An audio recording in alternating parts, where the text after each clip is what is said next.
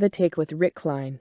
Republicans would like nothing better to focus on President Joe Biden and the Democratic agenda. But they're continuing to find reasons to have to talk far more about themselves. Congressional leaders reached the weekend just barely avoiding a government shutdown. The near crisis came because a few GOP senators insisted on a vote to halt vaccine mandates as a condition of allowing government funding to continue, even though Senate Minority Leader Mitch McConnell wanted a different strategy. House Minority Leader Kevin McCarthy, meanwhile, has had to spend a good chunk of his week smoothing over Twitter fights involving a few of his Trump-friendliest members and others in his conference. McCarthy holds his weekly news conference Friday, having to fits questions about the latest rhetorical dust-ups involving Representative Lauren Boebert, Arcolo, and Representative Marjorie Taylor Greene, Arga. For his part, former President Donald Trump is amplifying his efforts to back primary challengers against incumbents he views as disloyal.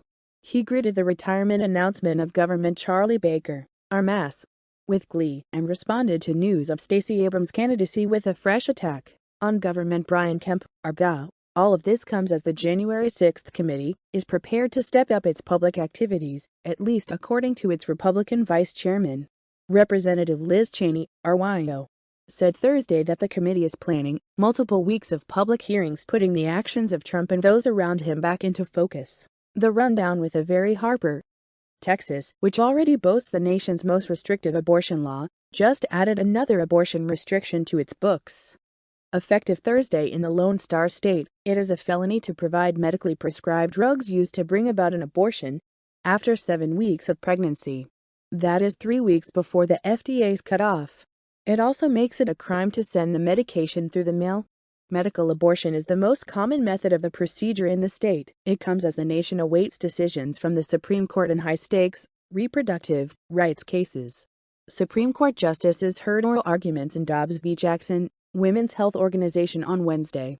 The case seeks to challenge Mississippi's ban on abortions past 15 weeks and could determine the fate of Roe v. Wade.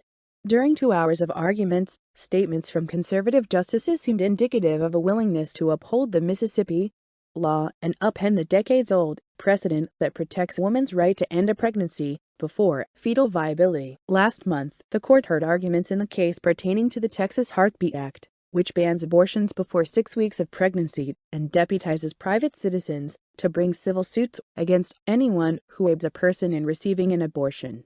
It could be months before opinions are issued in either case, but the conservative majority on the court has conjured fears that a woman's right to choose is in danger. The Tip with Elisa Virsima. The political calendar has 2022 as the headline, but for Democrats, the campaign trail looks a lot like 2018.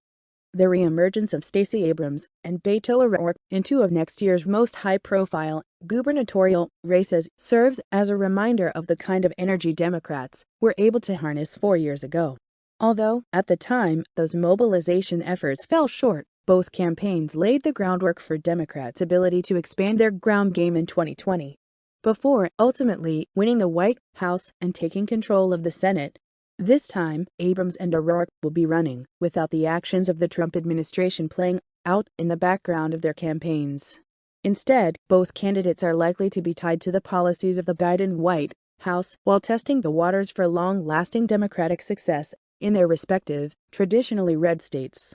For Abrams, a second gubernatorial run will not only serve as a rematch against incumbent GOP Government Brian Kemp, but it will also show whether her work as a voting rights advocate permeated Georgia politics enough to make the state solidly blue for years to come. Meanwhile, though O'Rourke faces an uphill battle against the Republican-dominated political environment in Texas, his return to state politics could highlight whether Democratic voters have the tenacity to successfully rally against GOP-backed policies at the ballot box.